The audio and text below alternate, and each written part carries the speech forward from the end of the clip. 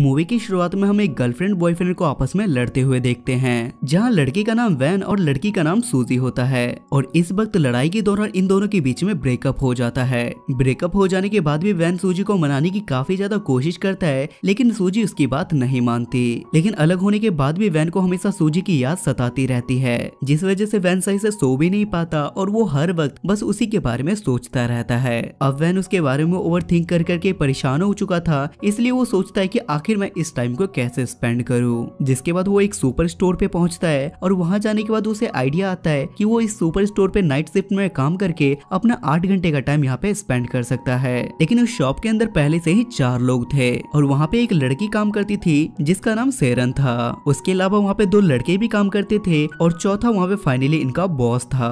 और वो दोनों लड़के भी अपने काम के टाइम पे अपना टाइम स्पेंड करने के लिए बहुत ज्यादा मौज मस्ती किया करते थे। लेकिन जब वैन वहाँ पे काम करने के लिए जाता है तो पहले दिन में ही उसे सेरन काफी ज्यादा पसंद आ जाती है और वहाँ पे सेरन भी उसे बहुत अच्छी तरीके से ट्रीट करती है। यहाँ पे भले ही वैन एक जॉब कर रहा था, लेकिन उसके बाद भी वो डिप्रेशन में रहता था, जिस वजह से वो हमेशा वहाँ पे ओवरथिंक करता रहता है और वो हर वक्त बस इसी के बारे में सोचता है कि अगर वो समय को रोक पाता तो पता नहीं क्या क्या होता। लेकिन तभी अचानक से वैन नोटिस करता है कि उस स्टोर के अंदर सब कुछ अपनी जगह पे फ्रीज हो गया है, जिसे देखने के बाद वैन भी काफी ज्यादा हैरान हो जाता है और इधर उधर जाके वो सारी चीजों को छेड़ने लगता है और वो लड़कियों की वहाँ पे खड़े खड़े पेंटिंग बनाने लगता है। और उसे पेंटिंग बनाना बहुत ज्यादा पसंद था क्योंकि वो एक पेंट आर्टिस्ट बनना चाहता था। तब वो अचानक से देखता है कि सामने एक दूध का कैन गिर रहा है, जिस वजह से वो अपने बॉस को वहाँ लाके खड़ा कर देता है और वो यहाँ पे वापस से टाइम को नॉर्मल कर देता है। इसके बाद हमें स्टोरी पास्ट में दिखाई जाती है, जहाँ हम वैन का बचपन देखते हैं। तब हम वैन के बचपन वाले रूप को देखते हैं, जहाँ इनके घर पे ऊपर एक लड़की रहा करती थी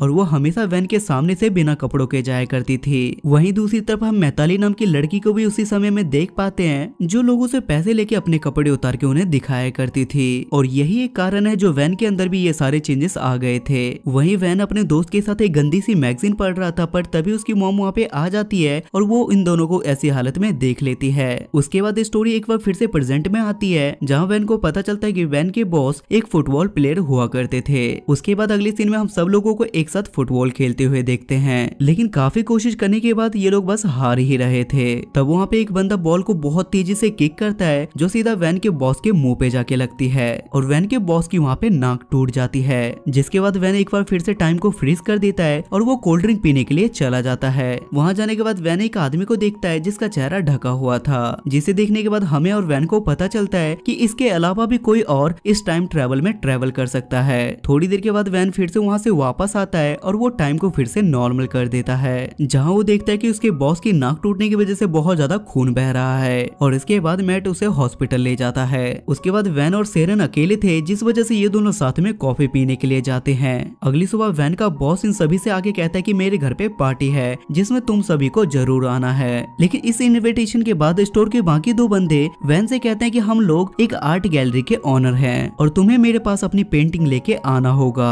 ये जाने के बाद वैन ये सारी बातें सेरन को बताता है और वो उसे ये भी कहता है कि मैं एक पेंट आर्टिस्ट बनना चाहता हूँ। और ये सुनने के बाद सेरन भी काफी ज्यादा खुश हो जाती है। अगली सीन में हम सभी मेंबर को इनके बॉस के पार्टी में देखते हैं, जहाँ वैन और सेरन एक साथ आए थे। उस पार्टी के अंदर सूजी भी मौजूद थी, जो वैन के साथ इस लड़की को साफ साफ देख रही थी और ये सब देखने के बाद उसे काफी ज्यादा जेलिस फील हो रहा था। जिसके बाद वैन टॉयलेट जाने लगता है, लेकिन टॉयलेट जाने से पहले ही सूजी उसे रोक लेती है और वो वैन से दोबारा अपने रिलेशनशिप में आने के लिए कहती है। तब वो वैन को वहाँ पे किस करती है, लेकिन तभी वहाँ पे सेरन भी आ जाती है, जो कि काफी देर से वैन को ही ढूंढ रही थी। और ये सब कुछ देखने के बाद वो गुस्से में वहाँ से चली जाती है और सेरन को वहाँ से जाते हुए वैन भी देख लेता है। जिसके बाद वो एक बार फिर से टाइम को रोक देता है, लेकिन उसके बाद भी उसे समझ में नहीं आ रहा था कि आखिर वो सेरन को कैसे मनाए। जिसके बाद वो फिर से टाइम को नॉर्मल कर देता है और वो अगले दिन सेरन के पास जाता है, लेकिन सेरन उससे बिल्कुल भी बात नहीं करती और वो उसे गेट से ही वापस जाने के लिए कहती है। जिसे देखने के बाद वैन एक बार फिर से डिप्रेशन में जाने लगता है। अगले दिन वैन उसी आर्ट गैलरी के ऑनर के पास जाता है, जिसने उसे कभी बुलाया ही नहीं था। तब वहाँ का ओनर वैन से कहता है कि मैंने तो तुम्हें कभी बुलाया ही नहीं, लेकिन तुम फिर भी दिखाओ तुमने क्या बनाया है। जिसके बाद वैन उसे अपनी सारी पेंटिंग दिखाता है और पेंटिंग देखने के बाद उस आर्ट गैलरी का ओनर उससे कहता है कि कल की डेट में ये सारी पेंटिंग मैं अपनी आर्ट गैलरी में लगवाऊंगा।